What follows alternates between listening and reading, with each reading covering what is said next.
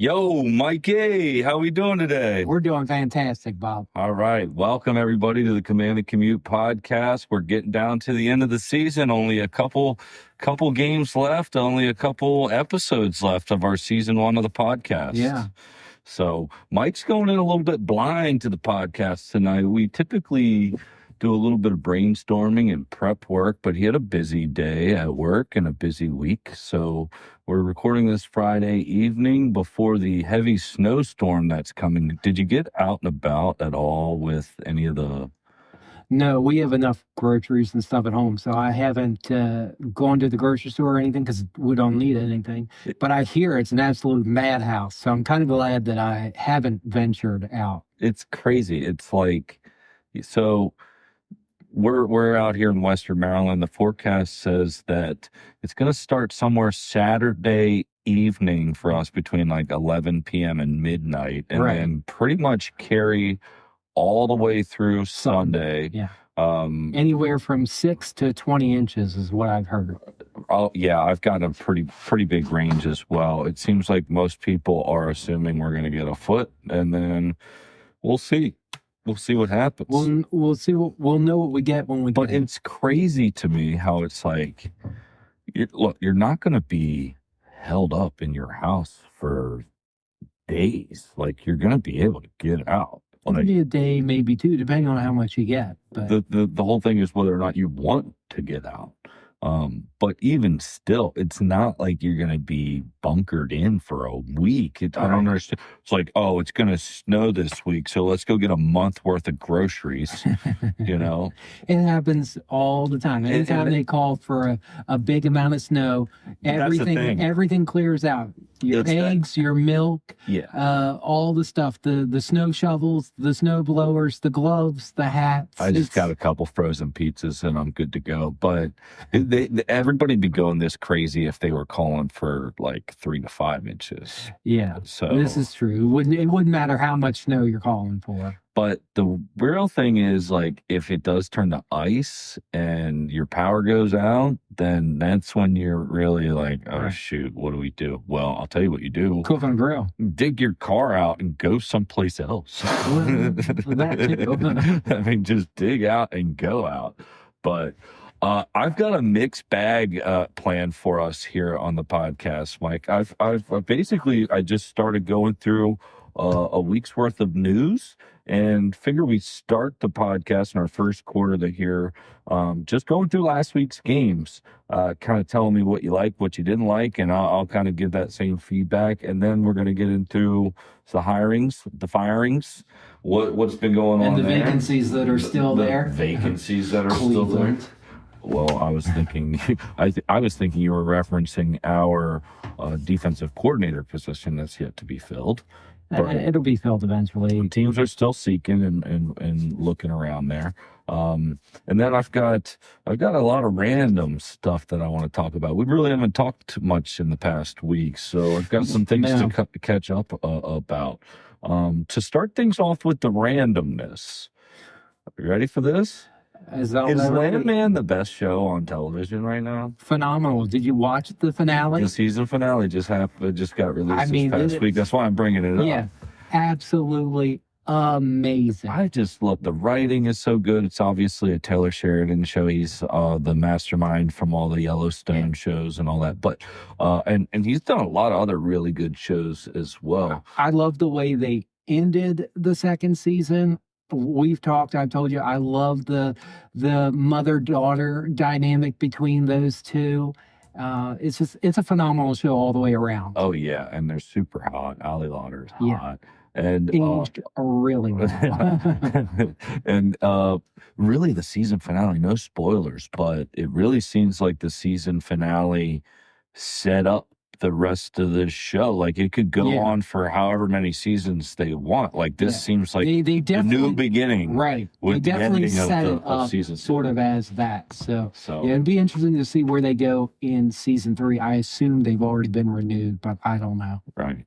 Well, yeah, so wanted to start things off with that because I know how much we love that show. Billy Bob is so good in that show, and his son is well cast, and his father is well cast in the show. And his one-liners, Billy Bob's little one-liners that he'll throw in every episode, they kill me half the time. They're so good. Yeah, they're so good. So last week, Rams, Bears, we're going to start with that game because I think that was the best game on the slate. Yeah. 2017 Rams over the Bears in overtime. Did you watch it from start to finish? Pretty much. I mean, I definitely saw everything that happened. Did you watch it from the start? Did you see the national anthem? No, I don't think I did. Well, there's a bunch of people out there that did. What happened? And oh man, the guy that did some kind of Chicago legend, legendary singer. Oh, the opera singer or something. I guess. It sounded okay to me. Why are they saying? No, it was great depending upon what you're looking for. But of course, it was just a good old Chicago guy. And I don't know, it just kind of started things off. He's supposedly somebody that does the national anthem before every big Chicago game. Okay. But the Rams, I mean, that game went back and forth. It was they had me worried for a while. I will say that. Yeah, I was thinking Bears, but I wanted Rams. It was one of those things. I think I'm rooting for Stafford from the way that everything panned out. The next game I'll go to is the highest scoring of last week, Bills Broncos, 30-33 Broncos. There's a lot of storylines that have come out of that game. But before that's not a catch or before we get into the storylines, what did you just think about like the game in general? I thought it was a really good game. It was what I expected. I expected it to be a tight back and forth game, and it truly was that. But it's the playoffs, so thus far every game has come down to one or two key plays. I mean, it's been mostly field goals, but I mean, it's come down to that one or two play throughout the game that really makes the difference. But it was a heartbreaker because, I mean, Bills were our sentimental favorite. At least they were for me. And that's what I was thinking about the whole time was Josh Allen and taking on that and getting that win and getting one more game into the playoffs. But I was also going back to the week prior to when you clear as day kind of proclaimed that whoever plays the Broncos next week is going to lose. And see, I don't remember that. See, you remember that kind of shit. I don't. Yeah. So there you go. Broncos ain't winning this week, though. I'll tell you that. We'll get into what we think's going to happen. We'll get into the aftermath of that game too, with some storylines coming up. Texans, Patriots take the win 28-16. Yeah, that's who I said would win. Yeah, I was thinking that that Houston defense would give them a little bit more of a struggle, and I would say for the majority of the game, it was close, and then the Patriots. But it was CJ that was just all over the place. He had like half a dozen interceptions by the end of the game. It was insane. Every pass he threw, it was picked off or pick six. It was nuts. And for as many turnovers, but that was a game where both sides of the ball were turning the ball over, and you kind of see that gets a little contagious. Yeah. But I don't know. Worst game of the week, in my opinion, and I know everybody else's, was 49ers Seahawks 41-6. Didn't even finish watching that game because like some of our games this season, you watch and you just know it's over. Of course, we watched all of our games because we're fans, so we're going to suffer through. But when I'm watching playoff games like that and it's a blowout and it's over, I move on to something else. I was flipping around. I checked back in on it. I was hoping that they would kind of try to make it a game, but it just kept going the other direction. The momentum just stayed with the Seahawks the whole time, and I picked the Seahawks. I mean, another game where they looked very disciplined. They looked very efficient with the ball. Right. Very good on defense, too. And it was like when they played us, they were disciplined. They knew what they were doing, and they systematically marched down the field. Right. To lead us off with some storylines, because I want to get into a lot of storylines, but I want to turn things back around to our team. We have yet to hire a defensive coordinator. And does that worry you, or does that make the fact that we hired Blough so quickly?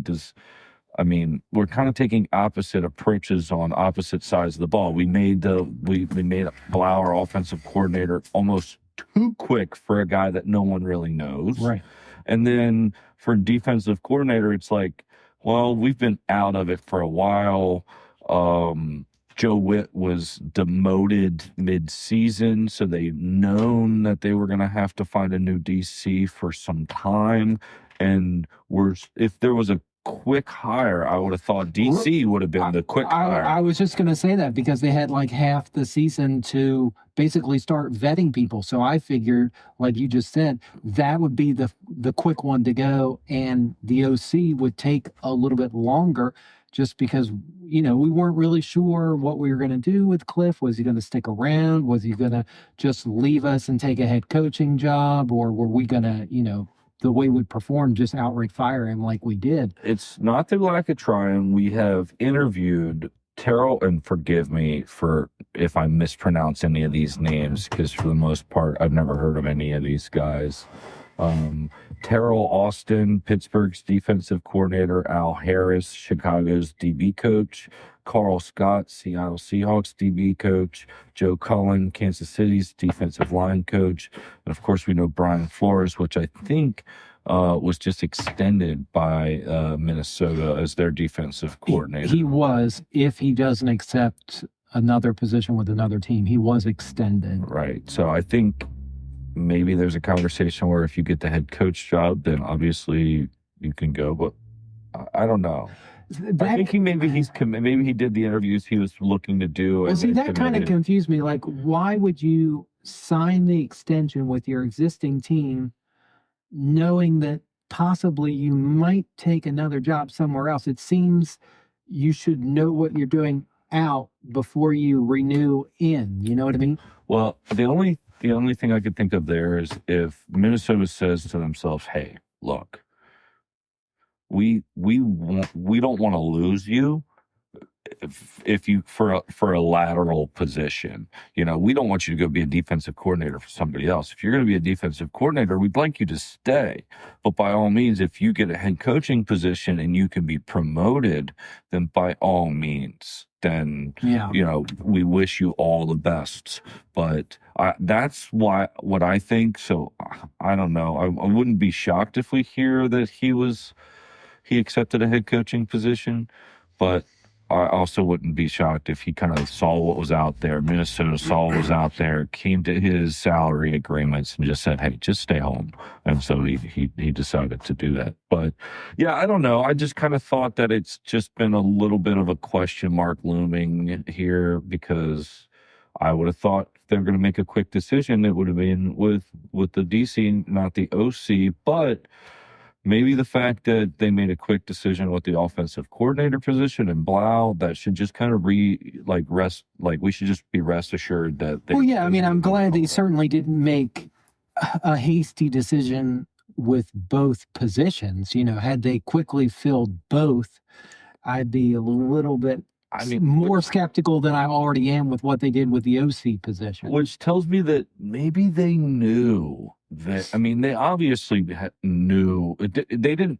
The day before they fired Cliff, it didn't occur to them, "Hey, we should fire Cliff tomorrow." They knew they were going to fire Cliff. Right. Which makes me think maybe they knew they had a guy in-house that was going to get looks at around the league because he's been a player recently. And, if he's the backup quarterback in your organization, that is literally the first one there and the last one to leave, and he's, a kind of a young coach on the field or on the sideline, and you kind of see that potential in a young man, then I can see, elevating the guy and just keeping them here and kind of saying to yourself a couple weeks in, "Hey, we're going to have some conversations with Cliff, but if we don't hear the things we want to hear, then we've got the guy already. We don't really need to do an extensive search. We can kind of concentrate on defensive coordinator."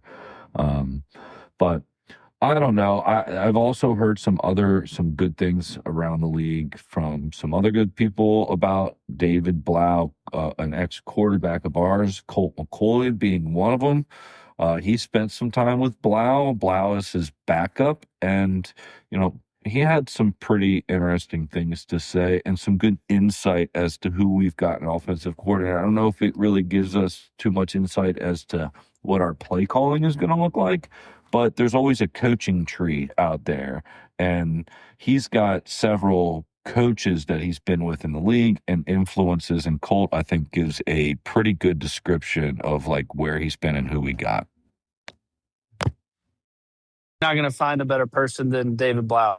I mean, he is he's salt of the earth, man. And he got put in a horrible situation in Arizona. I was banged up. I was kind of on my last leg. My elbow was falling off, and we had to get Blough in around Christmas. I think he got in maybe the week before Christmas and wasn't going to play, and then all of a sudden he had to play, and that's always a extremely tough situation to get placed into. But man, he's been around great quarterbacks. He's been around Stafford. He's been around, he was with those guys in Detroit for a long time. He learned a lot from Ben Johnson. He was with us in Arizona with Cliff. He was in Minnesota for a while with Kevin O'Connell. So he's been around very good offensive minds in the game, and he's super smart. When he came in, he picked up the offense real quick. He plays like a coach. He thinks like a coach. He acted like a coach. He was just one of those guys that man, and he wanted to be a coach. So he kind of checked all those boxes, and he's going to do a great job. He's super smart. Really understands structures of defenses, shades, techniques, coverages on the back ends, blitzes, how to attack those. We've had tons of really in-depth conversations on things we like, and so I'm excited for him, man. I hate that my boy Cliff is on the move. I love that dude, but David and getting his first crack to call some plays, that's gonna be really fun, and he's more than ready to get this opportunity. All right, so Colt, I haven't heard anybody really have anything bad to say about Colt McCoy. So I find that his opinion is a pretty valuable one and a good source. Yeah, he was good for us when he was with us. So I take him at his word. So I'm looking forward to see if we've got the guy in the building and we elevated him at the right time, at the right moment. Well, we won't know until the offense hits the field and we see what he does. You are not kidding there, buddy. All right. I've done a little bit of an update to a couple weeks back on the podcast. I ranked the head coaching positions out there. Like if you're a head coaching candidate, right, and you're looking at the positions out there, there certainly have been some more openings, that's for sure. There's been some more openings, and there's been some vacancies that have been filled. So I'm going to give another ranking. Right now, there are 5 organizations without a head coach, and we'll get into all the organizations that have made some hirings. But I've got a new ranking here, and I've got little reasonings for the job, and just a quick word or two. And I want your thoughts on whether you agree or disagree with my rankings of 1 through 5. Okay. All right. So number 5, I've got, if you are a head coach looking around the league for a new job, I've got the 5th job as the Browns, because they're the Browns. Exactly. That's the only logic you need. It's the only logic I've used all season, okay? Right. I thought you'd like that. So you agree. Check mark there. Number 5 is correct. Number 4, I've got as the Cardinals. I just feel like there's too many unknowns with the Cardinals. They're not great with their cap right now. They do have a decent draft pick coming their way, but it looks like the organization is ready to move on from Kyler unless... That's a given, I think. Well, unless a head coach can come in there and blow them away. And no, I think he's gone either way. I agree. But so I've got the Cardinals as number 4 because of the too many unknowns within the organization and the direction. Makes sense, yeah. Number 3, I have as the Raiders, and I've got my little caveat there as they have the number 1 overall pick. Yeah, basically that's it. Number 2, I've got as the Steelers because basically as a head coach, you can't look at an organization and think, who's going to give me the most job security, who's going to give me the biggest, potential, and the fact that they're a legendary organization. Now, outside of that, personnel-wise, I mean, they're good on defense, but offense... Going to need a new quarterback. Rodgers isn't going to come back without Tomlin. We don't know. There's some question marks with he's not coming back. He was going to say it right here now. He's not coming back. All right. And then for my number 1 now, a new opening from this week, I've got as the Buffalo Bills job as the number 1 opening. That's definitely the number 1. You agree? Because Yeah. I mean, they've got Josh Allen, and that's my only caveat there. That's all my only note is that's all you need. Josh Allen. Josh Allen, and hopefully they will give him the tools on the offensive side of the ball that he needs, because it can't just, as I think we saw in his run in the postseason, it can't just be him. Mm-hmm. You can't rely on, you can, but you shouldn't have to rely on him to carry the team when it matters at the end of the fourth quarter, the end of overtime, wherever. You can't always put it on the quarterback's shoulders. Like, he's got to have the tools to use, and he doesn't. Right. And that's what got McDermott in trouble, because he spoke truth to power, and they said, see you later. Right. Yeah, I mean, were you shocked by the firing? A little bit, yeah. I think we had talked about it a couple weeks back. You had said when we first went through the rankings, I think we both kind of agreed that his seat was warm. It wasn't necessarily a hot seat, but it was warm. Look back at my notes real quick.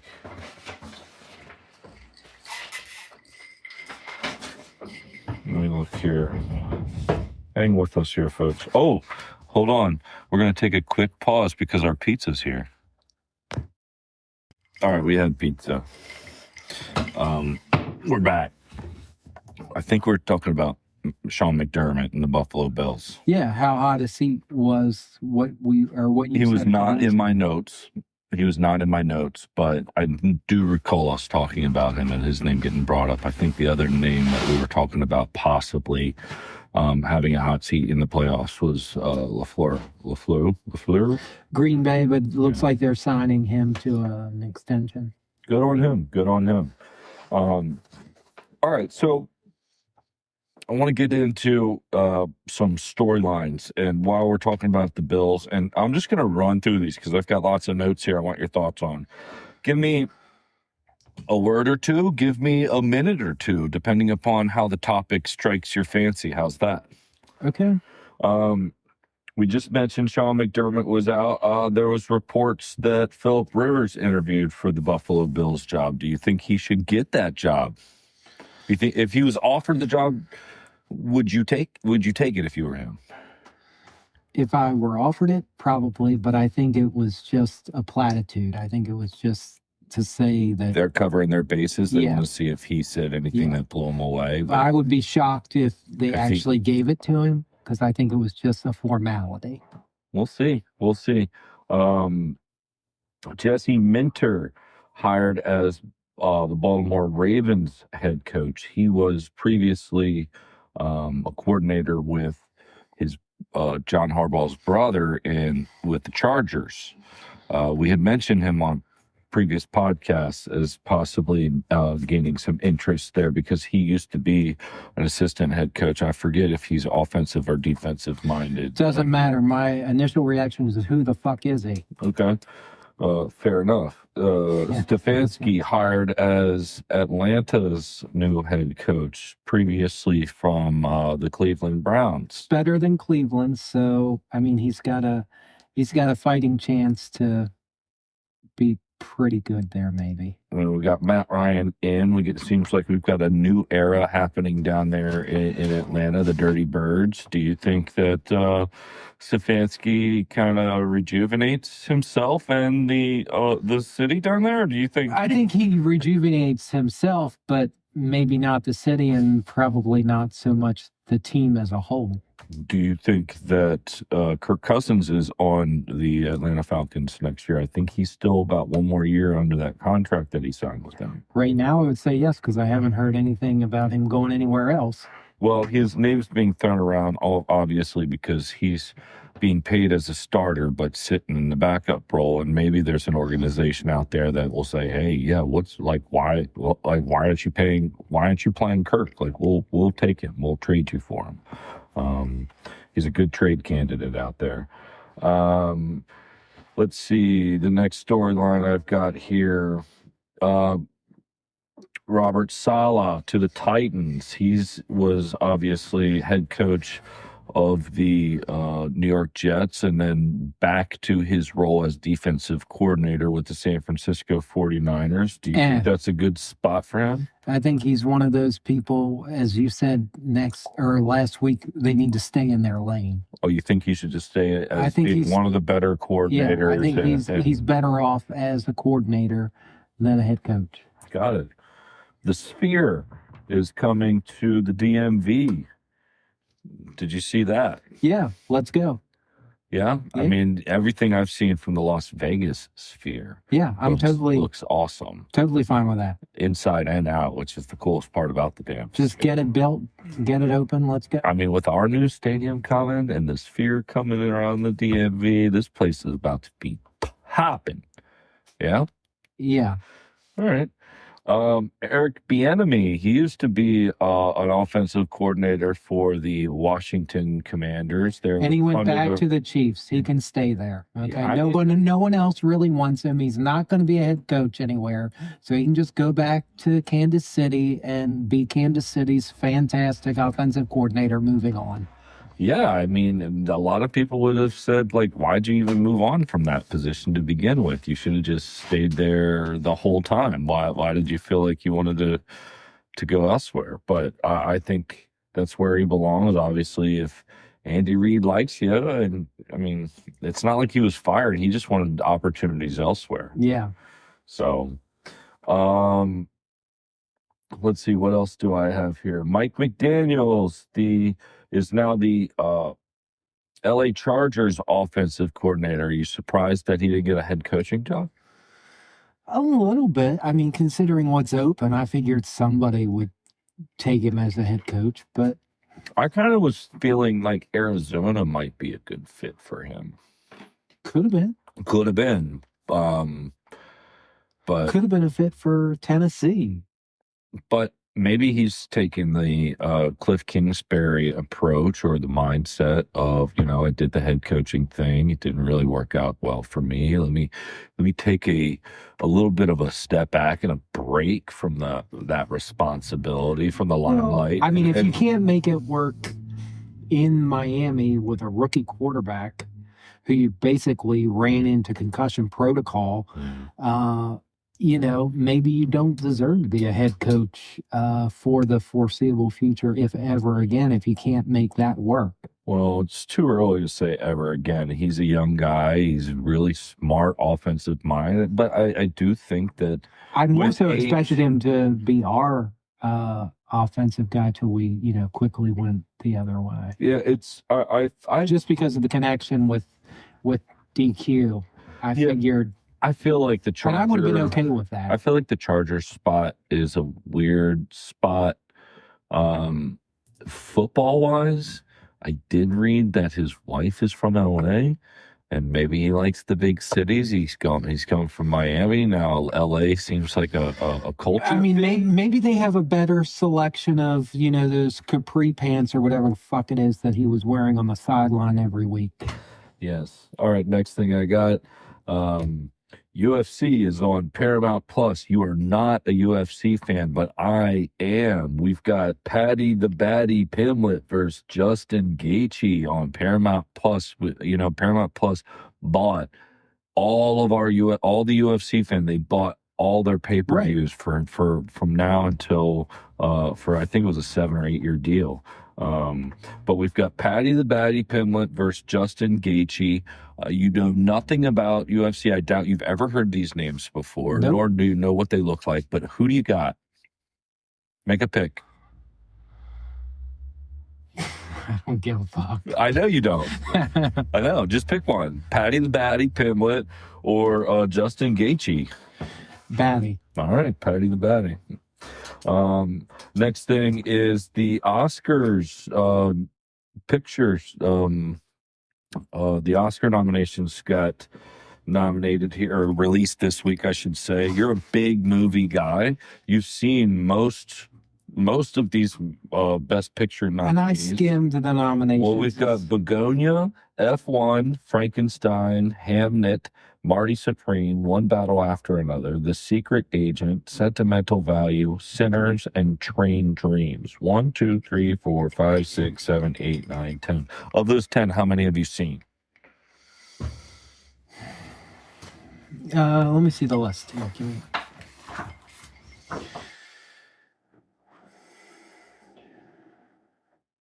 I've seen 3.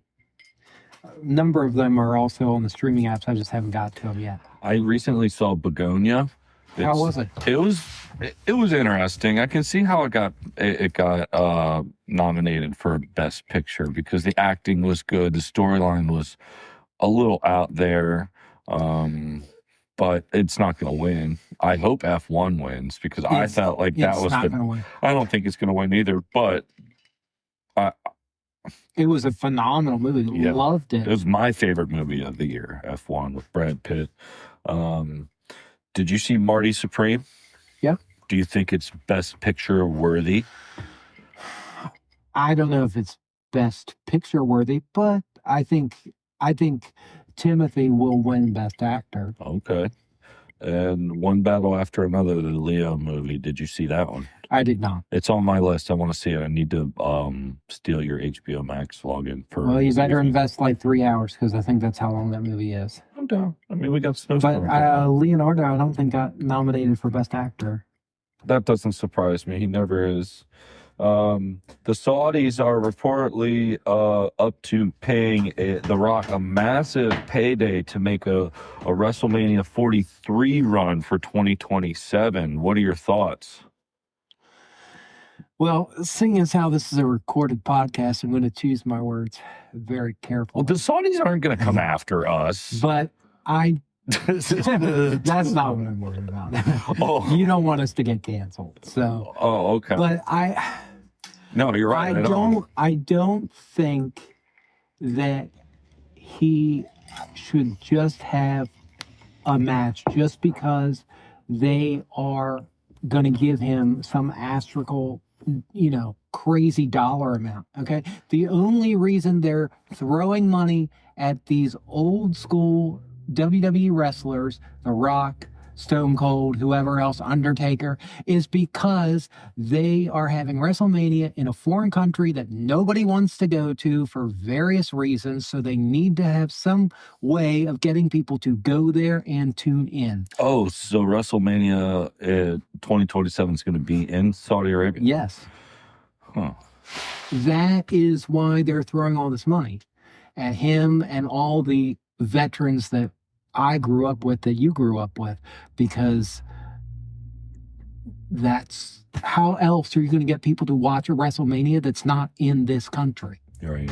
Okay. Do you know the difference between the people from Dubai and the people from Abu Dhabi? No. The people from Dubai don't like the Flintstones, but the people from Abu Dhabi do.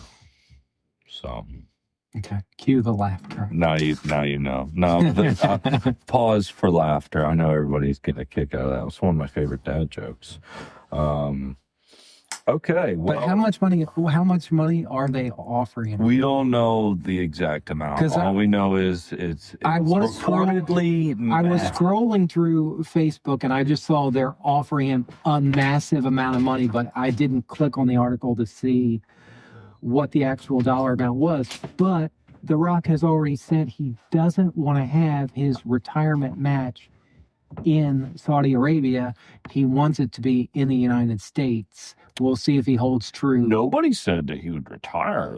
He has said that this would be a retirement match. Oh, the next time he makes a comeback is going to be the final ride. And he said he does not want, in previous interviews, he does not want his final match to be over in Saudi Arabia. I think he wants it to be in the United States. Well, that checks out. Checks out. Let's see how much money they throw at him. But I mean, if they're going to throw him a crap ton of money, I might say yes. I hate to, throw away the morals for the dollar amount, but it depends how much it is. Oh yeah, 100%. And I think everybody agrees with that. Like, there is a dollar figure that you'll do damn near anything. So when you start talking about massive paydays to do what?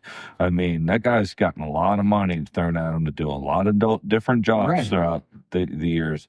So I can only imagine. Machine is on HBO Max, by the way. I think this weekend. That's what I'm saying, dude. I need to get your HBO Max log. It's a good movie. I liked it a lot.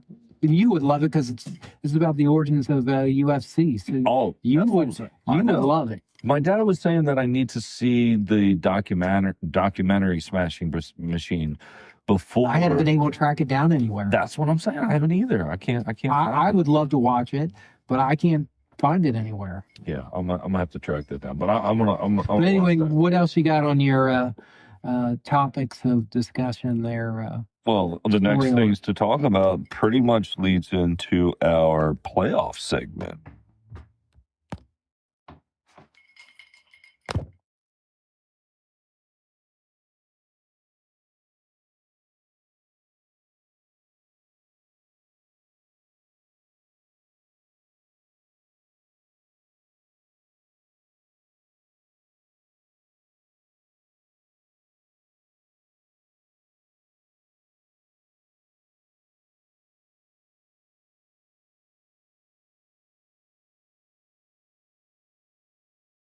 All right, playoffs. And I think I need to update that playoff soundbite because John Harbaugh had some pretty good sound bites from his opening press conference this past week for the New York Giants. And if you didn't hear, John Harbaugh wants guys that love football. Well, no shit. Every coach wants that. He went on a 5-minute tangent about guys that he's going to look for and guys that are going to be in the building. And he said people are going to want to play for him, no doubt. Yeah, but if you don't love football, because John Harbaugh and the New York Giants are there to do football, and he basically said football in his answer about 24 times. Oh, I'll have to go back and watch. I should have clipped it out, but whatever. I don't really. He's dead to me now. Remember him? I don't. Right, because he's in our league. We don't want him to do well. Yeah, he's in our division. So as we get into the playoffs, we're going to keep this nice, short, and sweet here. We've only got 2 games to look at. We've got the AFC game, the championship game, the NFC championship game. Do you remember what last year was like going into this game? We were pumped. Oh, my We goodness. were ecstatic. We were trying to figure out how we would mortgage your house to pay for Super Bowl tickets. Yeah. Yes, we were. Yes, we were. Yeah, we were on. If there was like a cloud, anything above 9, we were there. Yeah. I mean, we really were. We were. This time last year, so happy birthday to my mom. This time last year, we were you guys are celebrating her birthday tomorrow. Yeah. Well, we were celebrating her birthday this time last year, her 60th, and we got a Airbnb with me and my sisters, and we went to some Irish pubs and celebrated. Oh, that's right. You guys did a pub crawl. Yeah, we went around Annapolis, and I was talking to her earlier this week, and she says, "Do you remember last year on my birthday?" I'm like, "Yeah." She's like, "We were going to the NFC Championship game." I'm like, "Oh yeah, that's right." She's like, "Yeah, we talked about it the entire ride home. You could not stop talking about the NFC Championship." I was like, "Yeah, I know." And we woke up that morning, and I was like, we got to get home. We got to get home. It was a night game. So it was like, there was no rush. Yeah. But I wanted to get home to get ready for the game. Man, I'm never going to forget that season. It was so much fun. I mean, for us lifelong fans, to finally have just that one winning season and to feel what winning feels like, it was electric. It was beyond it. It was like an out of body experience the entire season, because we kept saying all season, we might actually be good. Yeah. We might actually be good. And eventually you would say it, and I'd be like, but we are good. We are good. Now it's the complete opposite. We're trash, or we were. Yeah. But, and you know what? Fuck the Eagles. So yeah. This year in the NFC Championship game, we have the Rams versus the Seahawks, and in the AFC, we've got the Patriots versus the Broncos. Now, my question's for you. Who do you think is going to win, and who do you want to win? Now, you might have the same answer for both categories, right? But you might have different answers for each one. So we're going to go game by game. We're going to start with the AFC.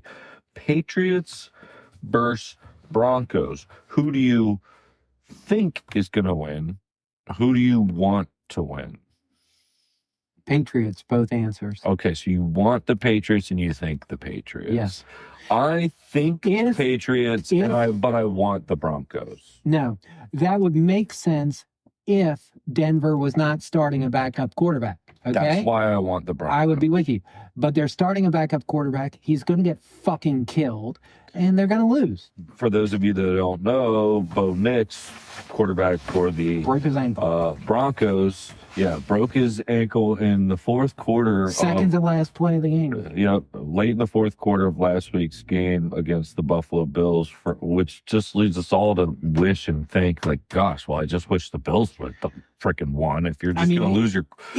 If Bo was playing, that game would be close, and it could truly go either way, but I think it's going to be New England hands down. Well, I am rooting for... I think the Patriots because of Jarrett Stidham, but I want the Broncos because Jarrett Stidham. But specifically, I want the Broncos because I don't want the Patriots. If that makes any sense, It does. You've got PTSD from the Tom Brady era. Well, kinda. I just if our team's not in it, then I just want to see a new team in there, and I'm glad the Eagles aren't. And I don't disagree with that sentiment. We've had the Chiefs there for the last decade, but before the Chiefs, it was the Patriots for 2 decades. Correct. So, if the Patriots just could continue to suck without Tom Brady forever, I'd be fine with that. The Patriots don't need to be good for Drake May's entire career. I just don't need it. I don't need it, don't want it. Well, time will tell. I mean, it's early. Time will tell. So you've got the Pats, I've got the Pats. I want the Broncos. You want the Pats. So NFC Championship game, Rams versus Seahawks. I'll take you back to week 11 of this year. The Rams won in a close one, 21-19. Okay, whoop-de-doo, okay? I'm just saying they've played already this year in a very close I've said that the Rams are my Super Bowl pick, and I'm going to stick with them. So you think and you want? Yes. I think Seahawks. I want Rams. I think the Seahawks are going to win. I've been saying the Seahawks since we've played them. I think this game will be closer than the AFC Championship. I think of the 2 games, the Rams Seahawks is going to be this is the game to watch. Yeah. If you're going to watch one of the 2 games, the NFC game is the one to watch. Well, it's got 2 good quarterbacks. But I've been saying since we played the Seahawks that I felt like they were a really well-disciplined team, and I'm going to stick with that mantra. I'm going to stick with Darnold. He looks like he's been playing well for the last 2 to 3 years. So I'm going to stick with them defensively. Okay. But I hope the Rams win because I'm just a Stafford fan. I've always been kind of a Stafford fan. So if Josh Allen's not in it, and I've got to pick a quarterback to root for, I'm gonna root for Stafford. You talked about PTSD. I still have PTSD from the Seahawks from like the 2011, 2012, 2013 seasons. They seemed to like pick us apart and really single-handedly killed RG3. So I'll just leave that at that. That's a perfect ending on that. Yeah. Yeah. So, Mike, I did all the prep and pretty much have just been interviewing you this entire podcast. Yeah, aren't you lucky? Had a busy week. This that's all I got, bud. Hey, that's good enough for me. Let's wrap this. Well, did I leave anything out? Did I forget anything? Any notes or additions from you as the peanut gallery for the good of the order for the people? I can't really say that you've missed anything because even as we were talking off air, you still managed to hit all the topics that I had coming in with no preparation whatsoever. I wish there was more Commanders news for us to discuss. We'll get into that when free agency hits and all that, season 2 kind of stuff. Well, we do have we've got 2 episodes left in season 1 of the Command the Commute podcast, and we really do appreciate all of you for riding along with us all season long.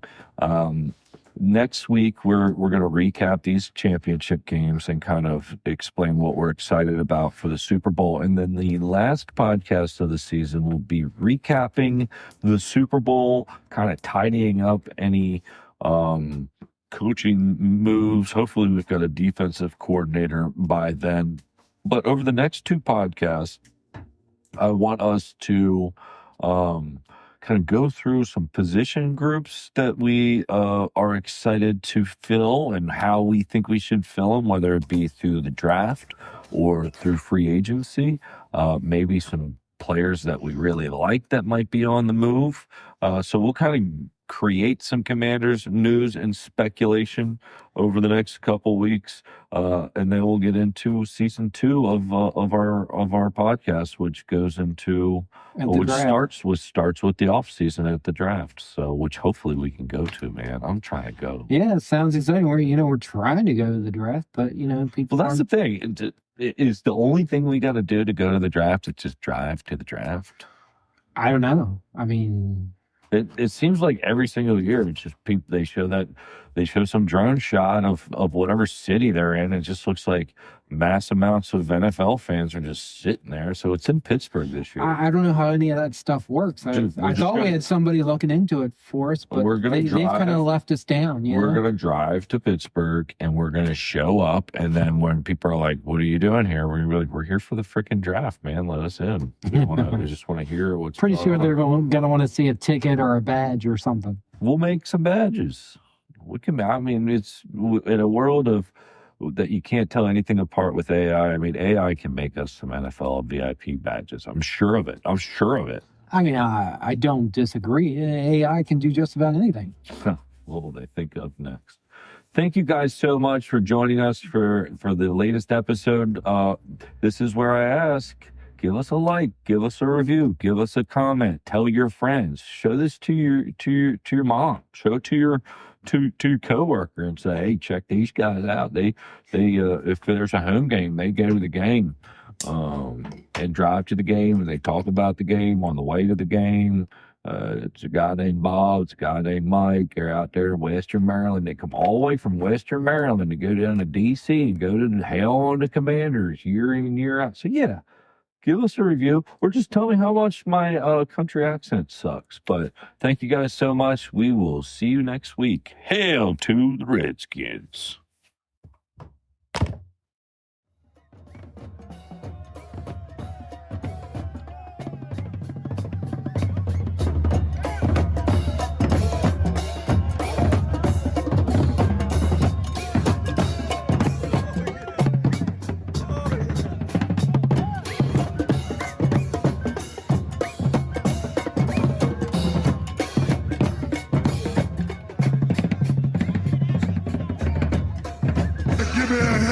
yeah.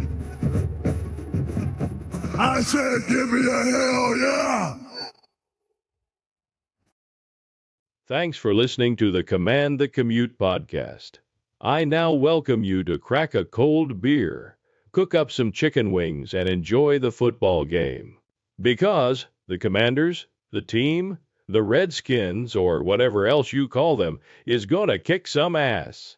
If this is a home game, Bob and Michael will be in the red zone lot at Northwest Stadium.